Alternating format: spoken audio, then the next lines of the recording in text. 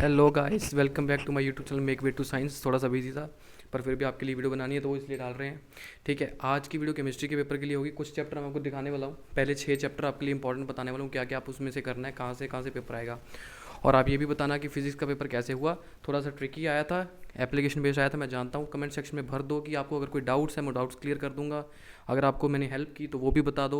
इस वीडियो को शेयर करना, 100 लाइक लाना और नेक्स्ट वीडियो सभी के साथ आ जाएगी। इस वीडियो को शेयर करो, आप जितना बार दिखा रहे हो। और लाइव सेशंस भी आएंगे इस बार क्योंकि दिन ज़्यादा हैं और मैं भी थोड़ा सा कम बिजी रहूँगा। अब देखिए हमारे पास क्या है कि सबसे पहले देखिए, अगर फर्स्ट चैप्टर की बात करें तो उसमें पीरियोडिक टेबल में से अगर देखा जाए तो हमारे पास जो डेफिनेशंस हैं वो हमने पढ़ लेनी है। Definition as is it is नहीं पूछी जाएगी, वो पूछी जाएगी in the way of name the following या filling the blanks. Ionisation energy की डेफिनेशन, इलेक्ट्रॉन गेन एंथैल्पी जिसको इलेक्ट्रॉन एफिनिटी भी बोलते हो, इलेक्ट्रॉन नेगेटिविटी और डायगोनल रिलेशनशिप, ये 4 डेफिनेशन अच्छे से कर लेनी है। फिर सारे ट्रेंड्स आने चाहिए और ट्रेंड्स को एक्सप्लेन करना है हमने 2 पॉइंट्स के ऊपर बेस्ड, एटॉमिक साइज और न्यूक्लियर चार्ज के बेस्ड। ये बहुत फोकस रखना है।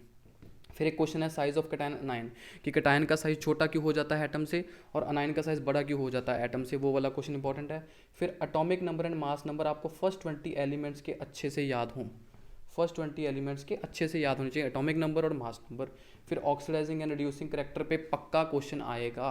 ठीक है, कि कौन ज़्यादा ऑक्सीडाइजिंग करेक्टर है, दोनों मेटल्स में या नॉन मेटल्स में से।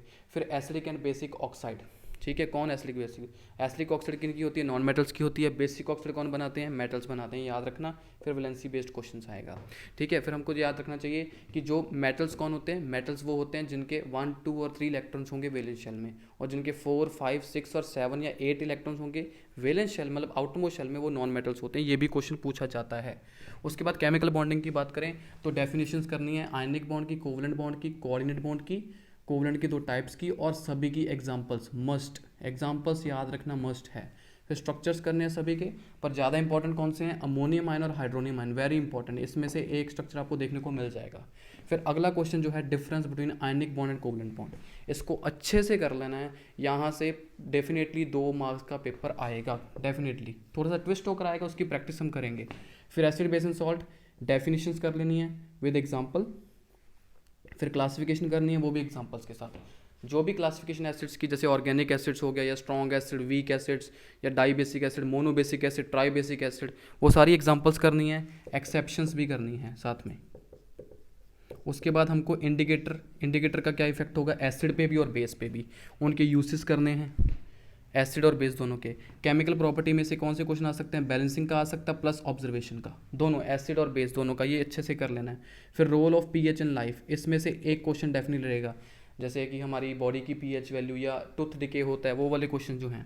फिर प्रेपरेशन ऑफ सॉल्ट्स मेथड, कौन से मेथड को कौन सा जो भी मेथड है प्रेपरेशन ऑफ सॉल्ट के, हर मेथड से एक एक एग्जांपल याद रखनी है, एक या 2 से 2 एग्जांपल याद रखनी है कि कौन से सॉल्ट को उस मेथड से आप प्रिपेयर कर सकते हो। फिर प्रॉपर्टीज ऑफ सॉल्ट जैसे एफ्रोसेंस, हाइग्रोस्कोपिक या डेलिक्वेसेंट, ये पढ़ लेनी है साथ में एग्जाम्पल। आपको आ सकता है कि नहीं मैंने 2 डेलिक्वेसेंट सॉल्ट्स, या कौन सा सॉल्ट डेलिक्वेसेंट है या हाइग्रोस्कोपिक है, ऐसे क्वेश्चन आ सकते हैं। फिर एनालिटिकल केमिस्ट्री में डिफरेंस बिटवीन आएंगे अकॉर्डिंग टू टेस्ट, जैसे वो बता सकते हैं कि जो कैल्शियम नाइट्रेट है उसका आप difference between 2 with respect to NaOH and NH4OH, या कोई 2 सॉल्ट बता देंगे calcium nitrate and lead nitrate, दोनों का डिफरेंस करो on the basis of reaction with NaOH, तो ऐसे डिफरेंस बिटवीन डाल सकते हैं। नहीं तो ऑब्जर्वेशन टाइप क्वेश्चन तो आपको पता ही है, बता सकते हैं। उसके बाद मोल कंसेप्ट में गेल-यूसेक लॉ की डेफिनेशन और इसका न्यूमेरिकल पक्का आएगा। Avogadro law definition plus numerical ये भी आएगा। और जो पक्का आएगा डेफिनेटली 110% श्योर, वो एम्पिरिकल फॉर्मूला, इसका न्यूमेरिकल पक्का आएगा, इसकी डेफिनेशन भी पूछ लेते हैं, इसके सारे फॉर्मूले भी पढ़कर जाना, MCQs में आ सकते हैं। फिर मोल कंसेप्ट का न्यूमेरिकल अच्छे से पढ़कर जाना है। परसेंटेज कॉम्पोजिशन का न्यूमेरिकल कभी कभी आ जाता है, ज़्यादा नहीं, लिमिटिंग रिएजेंट के ऊपर फोकस कर लेना।